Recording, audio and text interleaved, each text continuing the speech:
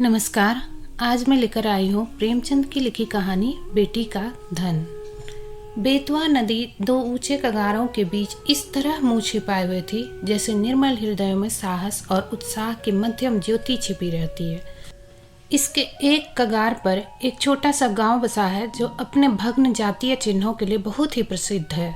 जातीय गाथाओं और चिन्हों पर मर मिटने वाले लोग इस भावना स्थल पर बड़े प्रेम और श्रद्धा के साथ आते और गांव का बूढ़ा केवट सुक्खू चौधरी उन्हें उसकी परिक्रमा कराता और रानी के महल, राजा का दरबार और कुंवर की बैठक में मिटे चिन्हों को दिखाता। वह एक उच्छ्वास लेकर रुंधे हुए गले से कहता, महाशय, एक वह समय था कि केवटों को मछलियों के इनाम में अशर्फियाँ मिलती थी। कहार महल में झाड़ू देते हुए अशर्फियाँ बटोर ले जाते थे। बेतवा नदी रोज चढ़कर महाराज के चरण छूने आती थी। यह प्रताप और यह तेज था, परंतु आज इसकी यह दशा है। इन सुंदर उक्तियों पर किसी को विश्वास का जमाना चौधरी के वश की बात न थी, पर सुनने वाले उसकी सहृदयता तथा अनुराग के जरूर कायल हो जाते थे। सुक्खू चौधरी उदार पुरुष थे, परंतु जितना बड़ा मुंह था उतना बड़ा ग्रास न था। 3 लड़के, 3 बहुएं और कई पौत्र पौत्रियां थी। लड़की केवल एक गंगाजली थी जिसका अभी तक गौना नहीं हुआ था। चौधरी की यह सबसे पिछली संतान थी। स्त्री के मर जाने पर उसने इसकी बकरी का दूध पिला पिला कर पाला था। परिवार में खाने वाले तो इतने थे, पर खेती सिर्फ एक हल्की ही होती थी। ज्यों त्यों कर निर्वाह होता था, परंतु सुक्खू की वृद्धावस्था और पूरा तत्व ज्ञान ने उसे गांव में वह मान और प्रतिष्ठा प्रदान कर रखी थी जिसे देखकर झगड़ू साहू भीतर ही भीतर जलते थे। सुक्खू जब गांव वालों के समक्ष हाकिमों से हाथ फेंक फेंक कर बातें करने लगता और खंडहरों को घुमा फिरा कर दिखाने लगता था, तो झगड़ू साहू, जो चपरासियों के धक्के खाने के डर से करीब नहीं फटकते थे, तड़प तड़प कर रह जाते थे। अतः वे सदा इस शुभ अवसर की प्रतीक्षा करते रहते थे जब सुक्खू पर अपने धन द्वारा प्रभुत्व जमा सके। इस गांव के जमींदार ठाकुर जितन सिंह थे, जिनकी बेगार के मारे गांव वाले का नाकों दम था। उस साल जब जिला मजिस्ट्रेट का दौरा हुआ और वह यहाँ के पुरातन चिन्हों की सैर करने के लिए पधारे, तो सुक्खू चौधरी ने दबी जबान से अपने गांव वालों की दुख कहानी उन्हें सुनाई। हाकिमों से वार्तालाप करने से उसे तनिक भी भय न होता था। सुक्खू चौधरी को खूब मालूम था कि जितन सिंह से राज मचाना सिंह के मुंह में सिर देना है, किंतु जब गांव वाले कहते थे कि चौधरी, तुम्हारी ऐसे ऐसे हाकिमों से मिताई है और हम लोगों को रात दिन रोते कटता है, तो फिर तुम्हारी यह मित्रता किस दिन काम आवेगी। परोपकाराय सताम विभूतिया। तब सुक्खू का मिजाज आसमान पर चढ़ जाता था। घड़ी भर के लिए वह जीतन सिंह को भूल जाता था। मजिस्ट्रेट ने जीतन सिंह से इतना उत्तर मांगा, उधर झगड़ू साहू ने चौधरी के इस साहसपूर्ण स्वामी द्रोह की रिपोर्ट जीतन सिंह को दी। ठाकुर साहब जलकर आग हो गए। अपने कारिंदे से बकाया लगान की बही मांगी। संयोगवश चौधरी के जिम्मे इस साल का कुछ लगान बाकी था। कुछ तो पैदावार कम हुई, उस पर गंगाजली का विवाह करना पड़ा। छोटी बहू नथ की रट लगाए हुए थी, वह बनवानी पड़ी। इन सब खर्चों ने हाथ बिल्कुल खाली कर दिया था। लगान के लिए कुछ अधिक चिंता नहीं थी। वह इस अभिमान में भूला हुआ था कि जिस जबान में हाकिमों को प्रसन्न करने की शक्ति है, क्या वह ठाकुर साहब को अपना लक्ष्य न बना सकेगी। बूढ़े चौधरी इधर तो अपने गर्व में निश्चिंत थे और उधर उन पर बकाया लगान की नालिश ठुक गई। सम्मन आ चुका। दूसरे दिन पेशी की तारीख पड़ गई। चौधरी को अपना जादू चलाने का अवसर न मिला। जिन लोगों ने बढ़ावे में आकर सुक्खू ने ठाकुर से छेड़छाड़ की थी, उनका दर्शन मिलना दुर्लभ हो गया। ठाकुर साहब के सहने और प्यादे गांव में चील की तरह मंडराने लगे। उनके भय से किसी को चौधरी की परछाई काटने का साहस न होता था। कचहरी वहां से 3 मील पर थी। बरसात के दिन रास्ते में ठौर ठौर पानी, उमड़ी हुई नदियां, रास्ता कच्चा, बैलगाड़ी का निबाह नहीं, पैरों में बल नहीं। अतः अदम पैरवी में मुकदमे एक तरफा फैसला हो गया। कुर्की का नोटिस पहुंचा तो चौधरी के हाथ पांव फूल गए। सारी चतुराई भूल गए। चुपचाप अपनी खाट पर पड़ा पड़ा नदी की ओर ताकता और अपने मन में कहता, क्या मेरे जीते जी घर में मिट्टी में मिल जाएगा, मेरे इन बैलों की सुंदर जोड़ी के गले में। आह, क्या दूसरों का जुआ पड़ेगा। यह सोचते सोचते उसकी आंखें भर आती। वह बैलों से लिपटकर रोने लगा, परंतु बैलों की आंखों से क्यों आंसू जारी थे। वे नांद में मुंह क्यों नहीं डालते थे? क्या उनके हृदय पर भी अपने स्वामी के दुख की चोट पहुंच रही थी? फिर वह अपने झोपड़े को विकल नयनों से निहार कर देखता और मन में सोचता, क्या हमको इस घर से निकलना पड़ेगा? यह पूर्वजों की निशानी क्या हमारे जीते जी छिन जाएगी? कुछ लोग परीक्षा में दृढ़ रहते हैं और कुछ लोग इसकी हल्की आंच भी नहीं सह सकते। चौधरी अपनी खाट पर उदास पड़े घंटों अपने कुलदेव, महावीर और महादेव को मनाया करता और उनका गुण गाया करता। उसकी चिंताग्ध आत्मा को और कोई सहारा न था। इसमें कोई संदेह न था कि चौधरी की तीनों बहुओं के पास गहने थे, पर स्त्री का गहना उख का रस है जो पेरने ही से निकलता है। चौधरी जाति का ओछा पर स्वभाव का ऊंचा था। उसे ऐसी नीच बात बहुओं से कहते संकोच होता था। कदाचित यह नीच विचार उसके हृदय में उत्पन्न ही नहीं हुआ था, किंतु तीनों बेटे यदि जरा भी बुद्धि से काम लेते तो बूढ़े को देवताओं की शरण लेने की आवश्यकता न होती। परंतु यहाँ तो बात ही निराली थी। बड़े लड़के को घाट के काम से फुर्सत न थी। बाकी दो लड़के इस जटिल प्रश्न को विचित्र रूप से हल करके उसके मंसूबे बांध रहे थे। मुंझले झिंगूर ने मुंह बनाकर कहा, इस गांव में क्या धरा है? जहां ही कमाऊंगा वहीं खाऊंगा, पर जीतन सिंह की मूछें एक एक करके चुन लूंगा। छोटे फक्कड़ ऐंठ कर बोले, मुझे तुम चुन लेना, नाक मैं उड़ा दूंगा, नकटा बना घूमेगा। इस पर दोनों खूब हंसे और मछली मारने चल दिए। इस गांव में एक बूढ़े ब्राह्मण भी रहते थे। मंदिर में पूजा करते और नित्य अपने यजमानों को दर्शन देने नदी पार जाते, पर खेवे के पैसे न देते। तीसरे दिन वह जमींदार के गुप्तचरों की आंख बचाकर सुक्खू के पास आए और सहानुभूति के स्वर में बोले, चौधरी, कल ही तक मियाद है और तुम अभी तक पड़े पड़े सो रहे हो। क्यों नहीं घर की चीज ढूंढ ढांड कर किसी और जगह भेज देते? ना हो समधियाने पठवा दो। जो कुछ बच रहे वही सही, घर की मिट्टी खोद कर थोड़े ही कोई ले जाएगा। चौधरी लेटा था, उठ बैठा और बोला, आकाश की ओर निहार कर बोला, जो कुछ उसकी इच्छा है वह होगा, मुझसे यह जाल न होगा। इधर कई दिन की निरंतर भक्ति और उपासना के कारण चौधरी का मन शुद्ध और पवित्र हो गया था। उसे छल प्रपंच से घृणा हो गई थी।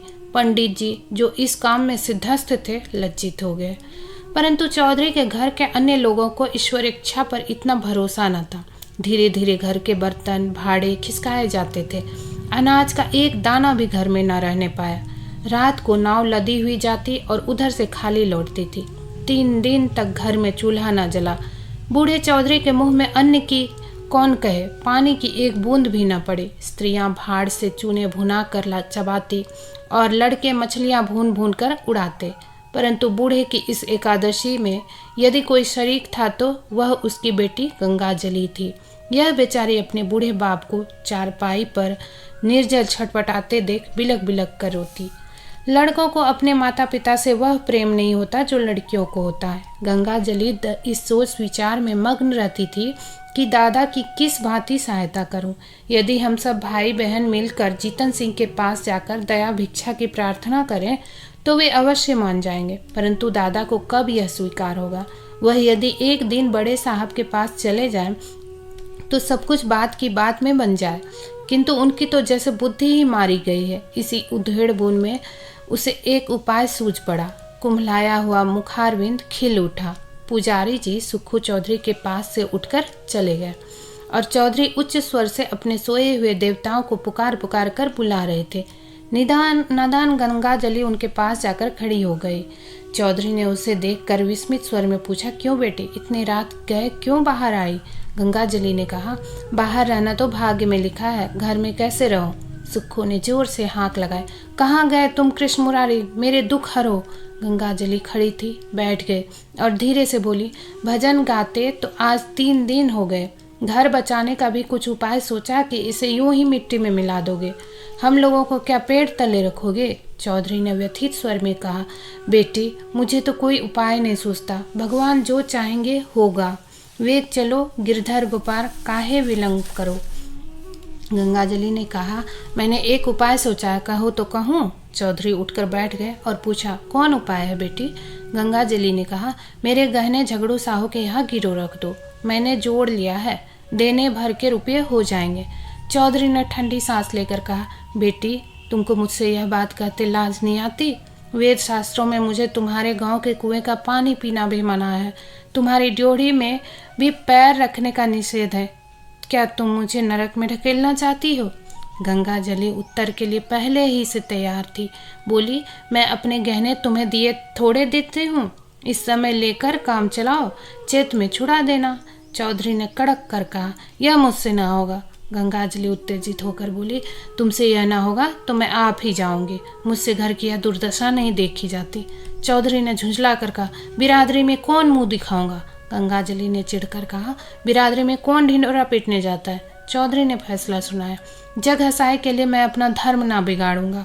गंगाजली बिगड़ कर बोले, मेरी बात नहीं मानोगे तो तुम्हारे ऊपर मेरी हत्या पड़ेगी। मैं आज ही इस बेतवा नदी में कूद पड़ूंगी। तुमसे चाहे घर में आग लगते देखा जाए, पर मुझसे तो न देखा जाएगा। चौधरी ने ठंडी सांस लेकर कातर स्वर में कहा, बेटी, मेरा धर्म नाश मत करो। यदि ऐसा ही है तो अपनी किसी भावज के गहने मांग कर लाओ। गंगाजली ने गंभीर स्वर में कहा, भावजों से कौन अपना मुंह नोचवाने जाएगा? उनको फिक्र होती तो क्या मुंह में दही जमा था? कहती नहीं। चौधरी निरुत्तर हो गए। गंगाजली घर में जाकर गहनों की पिटारी लाई और एक एक करके सब गहने चौधरी के अंगूछे में बांध दिए। चौधरी ने आंखों में आंसू भरकर कहा, हाय राम, इस शरीर की क्या गति लिखी है। यह कहकर उठे। बहुत संभालने पर भी आंखों में आंसू न छिपे। रात का समय था। बेतवा नदी के किनारे किनारे मार्ग को छोड़कर सुक्खू चौधरी गहनों की गठरी कांख में दबाए हुए इस तरह चुपके चुपके चल रहे थे मानो पाप की गठरी लिए जाते हैं। जब वह झगड़ू साहू के मकान के पास पहुंचे तो ठहर गए। आंखें खूब साफ की, जिससे किसी को यह न बोध हो कि चौधरी रोता था। झगड़ू साहू धागे की कमानी की इस मोटी ऐनक लगाए, बही खाता पहलाए हुक्का पी रहे थे और दीपक के धुंधले प्रकाश में उन अक्षरों को पढ़ने की व्यर्थ चेष्टा में लगे थे जिनमें स्याही की किफ़ायत की गई थी। बार बार ऐनक को साफ करते और आंख मलते, पर चिराग की बत्ती उकसाना या दोहरी बत्ती लगाना शायद इसलिए उचित नहीं समझते थे कि तेल का अपव्यय होगा। इसी समय सुक्खू चौधरी ने आकर कहा, जय राम जी। झगड़ू साहू ने देखा, पहचान कर बोले, जय राम चौधरी, कहो मुकदमे में क्या हुआ? यह लेन देन बड़े झंझट का काम है। दिन भर सिर उठाने की छुट्टी नहीं मिलती। चौधरी ने पोटली को खूब सावधानी से छिपाकर लापरवाही के साथ कहा, अभी तक तो कुछ नहीं हुआ। कल इजराय डिग्री होने वाला है। ठाकुर साहब ने न जाने कब का बैर निकाला है। हमको 2-3 दिन की भी मोहलत होती तो डिग्री न जाने होने पाती। छोटे साहब और बड़े साहब दोनों हमको अच्छी तरह जानते हैं। अभी इसी साल मैंने उनसे नदी किनारे घंटों बातें की, किंतु एक तो बरसात के दिन, दूसरे एक दिन की भी मोहलत नहीं। क्या करता? इस समय मुझे रुपयों की चिंता है। झगड़ू साहू ने विस्मित होकर पूछा, तुमको रुपयों की चिंता? घर में भरा है, वह किस दिन काम आएगा? झगड़ू साहू ने यह व्यंग्यवाण नहीं छोड़ा था। वास्तव में उन्हें और सारे गांव को विश्वास था कि चौधरी के घर में लक्ष्मी महारानी का अखंड राज्य है। चौधरी का रंग बदलने लगा। बोले, साहू जी, रुपया होता तो किस बात की चिंता थी? तुमसे कौन छिपाव है? आज 3 दिन से घर में चूल्हा नहीं जला, रोना पीटना पड़ा है। अब तो तुम्हारे बसाए बसूंगा। ठाकुर साहब ने तो उजाड़ने में कोई कसर न छोड़ी। झगड़ू साहू जीतन सिंह को खुश रखना जरूर चाहते थे, पर साथ ही चौधरी को भी नाखुश करना मंजूर था। यदि सूद दर सूद छोड़कर मूल तथा ब्याज सहज वसूल हो जाए तो उन्हें चौधरी पर मुफ्त का एहसान लादने में कोई आपत्ति न थी। यदि चौधरी के अफसरों की जान पहचान के कारण साहू जी का टैक्स से गला छूट जाए, जो अनेक उपाय करने, अहलकारों की मुट्ठी गर्म करने पर भी नित्य प्रति उनकी तोंद की तरह बढ़ता ही जा रहा था, तो क्या पूछना। बोले, क्या कहें चौधरी जी, खर्च के मारे आजकल हम भी तबाह हैं। लहने वसूल नहीं होते, टैक्स का रुपया देना पड़ा, हाथ बिल्कुल खाली हो गया। तुम्हें कितना रुपया चाहिए? चौधरी ने कहा, 100 रुपये की डिग्री है, खर्च वर्च मिलाकर 200 के लगभग समझो। झगड़ू अब अपने दांव खेलने लगे। पूछा, तुम्हारे लड़कों ने तुम्हारी कुछ भी मदद न की? वह सब भी तो कुछ न कुछ कमाते ही हैं। साहू जी का यह निशाना ठीक पड़ा। लड़कों ने लापरवाही से चौधरी के मन में जो कुत्सित भाव भरे थे वह सजीव हो गए। बोले, भाई, लड़के किसी काम के होते तो यह दिन क्यों देखना पड़ा? उन्हें तो अपने भोग विलास से मतलब, घर गृहस्थी का बोझ तो मेरे सिर पर है। मैं इसे जैसे चाहूँ संभालूं, उनसे कुछ सरोकार नहीं। मरते दम तक भी गला नहीं छूटता। मरूंगा तो सब खाल में भूसा भरा कर छोड़ेंगे। गृह कारज नाना जंजाला। झगड़ू ने तीसरा तीर मारा। क्या बहुओं से भी कुछ न बन पड़ा? चौधरी ने उत्तर दिया, बहू बेटे सब अपनी अपनी मौज में मस्त हैं। मैं 3 दिन तक द्वार पर बिना अन्न जल के पड़ा था, किसी ने बात भी नहीं पूछी। कहाँ की सलाह, कहाँ की बातचीत। बहुओं के पास रुपये न हो पर गहने तो है, और वे भी मेरे बनाए हुए। इस दुर्दिन के समय यदि 2-2 थान उतार देती तो क्या मैं छुड़ा न देता? सदा यही दिन थोड़े ही रहेंगे। झगड़ू समझ गए कि यह महज जबान का सौदा है, और वह जबान का सौदा भूल कर भी न करते थे। बोले, तुम्हारे घर के लोग भी अनूठे हैं। क्या इतना भी नहीं जानते कि बूढ़ा रुपये कहाँ से लावेगा? अब समय बदल गया, या तो कुछ जायदाद लिखो या गहने गिरो रखो, तब जाकर रुपया मिले। इसके बिना रुपये कहाँ? इसमें भी जायदाद में सैकड़ों बखेड़े पड़े हैं, सुविधा गिरो रखने में ही है। हाँ, तो जब घर वालों को कोई इसकी फिक्र नहीं तो तुम क्यों व्यर्थ जान देते हो? यही न होगा कि लोग हंसेंगे, सो यह लाज कहाँ तक निभाओगे? चौधरी ने अत्यंत विनीत होकर कहा, साहू जी, यह लाज तो मारे डालती है, तुमसे क्या छिपा है। एक वह दिन था कि हमारे दादा बाबा महाराज की सवारी के साथ चलते थे। अब एक दिन यह कि घर घर की दीवार तक बिकने की नौबत आ गई है। कहीं मुंह दिखाने को भी जी नहीं चाहता। यह लो गहनों की पोटली, यदि लोक लाज न होती तो इसे लेकर कभी यहाँ न आता, परंतु यह अधर्म इसी लाज निभाने के कारण करना पड़ा है। झगड़ू साहू ने आश्चर्य में होकर पूछा, यह गहने किसके हैं? चौधरी ने सिर झुकाकर कहा, बड़ी कठिनता से कहा, मेरी बेटी गंगाजली के। झगड़ू साहू स्तंभित हो गए, बोले, अरे राम राम। चौधरी ने कातर स्वर में कहा, डूब मरने को जी चाहता है। झगड़ू ने बड़ी धार्मिकता के साथ स्थिर होकर कहा, शास्त्रा में बेटी के गांव का पेड़ देखना मना है। चौधरी ने दीर्घ निश्वास छोड़कर करुण स्वर में कहा, न जाने नारायण कब मौत देंगे। भाई की 3 लड़कियां बिहाई, कभी भूल कर भी उनके द्वार का मुंह नहीं देखा। परमात्मा ने अब तक तो टेक निभाई है, पर अब न जाने मिट्टी की क्या दुर्दशा होने वाली है। झगड़ू साहू लेखा जो जो बख्शीश 100 के सिद्धांत पर चलते हैं। सूद की एक कौड़ी भी छोड़ना उनके लिए हराम था। यदि 1 महीने का 1 दिन भी लग जाता तो पूरे महीने का सूद वसूल कर लेते, परंतु नवरात्र में नित्य दुर्गा पाठ करवाते थे। पितृपक्ष में रोज ब्राह्मणों को सीधा बांटते थे। बनियों की धर्म में बड़ी निष्ठा होती है। यदि कोई दीन ब्राह्मण लड़की ब्याहने के लिए उनके सामने हाथ पसारता तो वह खाली हाथ न लौटता। भीख मांगने वाले ब्राह्मणों को चाहे वह कितने ही संडे मुसंडे हो, उनके दरवाजे पर फटकार नहीं सुननी पड़ती थी। उनके धर्म शास्त्रों में कन्या के गांव के कुएं का पानी पीने से प्यासा मर जाना अच्छा है। वह स्वयं इस सिद्धांत के भक्त थे, और इस सिद्धांत के अन्य पक्षपाती उनके लिए महामान्य देवता थे। वे पिघल गए। मन में सोचा, यह मनुष्य तो कभी ओछे विचारों को मन में नहीं लाया। निर्दय काल की ठोकर से अधर्म मार्ग पर उतर आया है, तो उसके धर्म की रक्षा करना हमारा कर्तव्य धर्म है। यह विचार मन में आते ही झगड़ू साहू गद्दी से मसनद के सहारे उठ बैठे और दृढ़ स्वर से कहा कि वही परमात्मा जिसने अब तक तुम्हारी टेक निभाई है, अब भी निभाएंगे। लड़की के गहने लड़की को दे दो। लड़की जैसी तुम्हारी है वैसी मेरी भी है। यह लो रुपये, आज काम चलाओ, जब हाथ में रुपये आ जाए दे देना। चौधरी पर इस सहानुभूति का गहरा असर पड़ा। वह जोर जोर से रोने लगा। उसे अपने भावों की धुन में कृष्ण भगवान की मोहिनी मूर्ति सामने विराजमान दिखाई दी। वहीं झगड़ू जो सारे गांव में बदनाम था, जिसकी उसने खुद कई बार हाकिमों से शिकायत की थी, आज साक्षात देवता जान पड़ता था। रोंदे हुए कंठ से गदगद हो बोला, झगड़ू, तुमने इस समय मेरी बात, मेरी लाज, मेरा धर्म कहाँ तक कहूँ, मेरा सब कुछ रख लिया। मेरी डूबती नाव पार लगा दी।